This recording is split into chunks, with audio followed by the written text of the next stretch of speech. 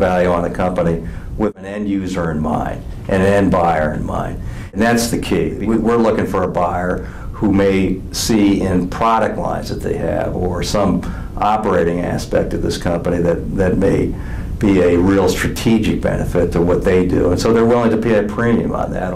For instance, we're working with an injection molder right now who has a set of proprietary products that they manufacture on behalf of some very good clients. When we started speaking to the owners, I think what we began to focus in on is saying, okay guys, you have a good set of products that still drive good gross margins. In other words, they're still inherently profitable, and there are companies out there that would pay for those kinds of products and pay for anything that's doing the kind of gross margins you have. And the key for us is really we're going to value it based on your gross margins and not on your bottom line. And we're going to do a strategic sale here so that we can find a company or a buyer who sees real value in time. So it was a completely different sale and a completely different valuation for what you might normally see.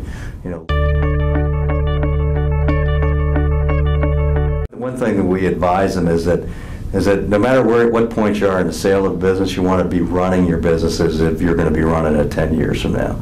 You don't want to see any kind of diminution in sort of the effort you're putting in. So as a consequence, you don't want to be distracted with that. And that's where we can come in. They don't want their employees to be worried about a sale. They don't want their clients to know about a sale. They don't want to have calls coming into them about the sale of their business. They don't want to have emails or people hearing about that or seeing it. So, as a practical matter, trying to effect a sale requires a good deal of time. We put a prospectus together, we put a marketing campaign together. All of that is handled out of our office. We field all of those potential buyer inquiries, and we begin to kind of sort through their backgrounds to ensure that they're sort of the right buyers potentially for your business.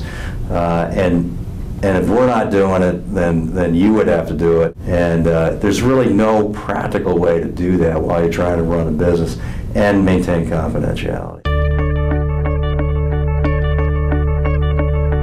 There's a part of recasting a company's financial statement so that we're highlighting what the values are to the new owners that I think is, and once we've done that, then we package it really into a prospectus, which is as much as anything a marketing piece for your company.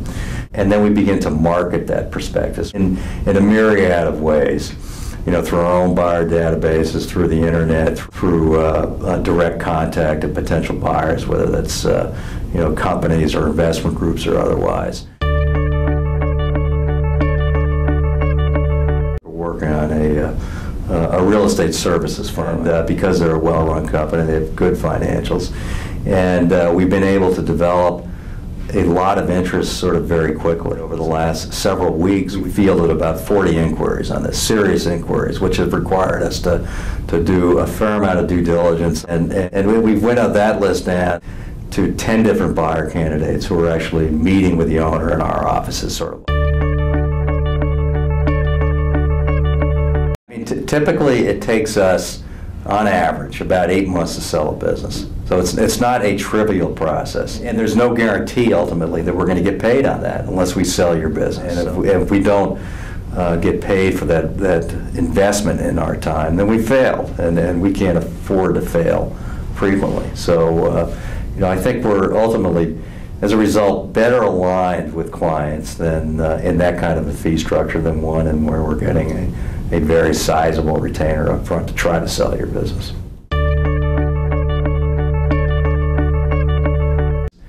They just said, Jeff, this is really, it's been a real revelation to us. I mean, for us now to wake up and realize that we don't have the responsibility for the payroll.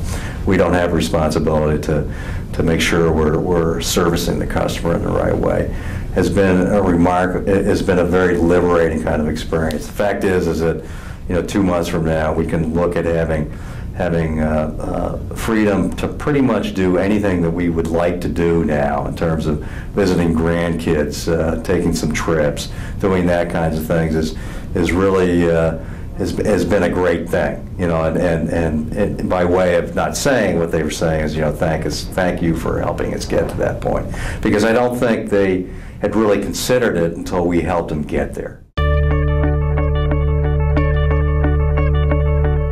This guy is a serial entrepreneur, and I think he's never happier than when he's really doing something new and creating something new, and helping him sell his business allowed him to do this. From our perspective, that's a very satisfying thing, you know, to see somebody who sold their business move on to other things. You know, what I found most interesting about this business is there are a lot of great small businesses out there doing all kinds of different things, and a lot of sort of interesting people owning these businesses. And every one of them has a story, and every story is unique. And you get to know them in a way that I've never been able to get to know some business associates, because it's a very revealing time in their lives when they're getting ready to sell a business. And they're all interesting folks. You know, business owners by definition are sort of generally optimistic, kind of you know, take charge type of people, and you know, they're fun to deal with. I say, it's been a good experience from that standpoint. One that I will enjoy doing for a long time to come.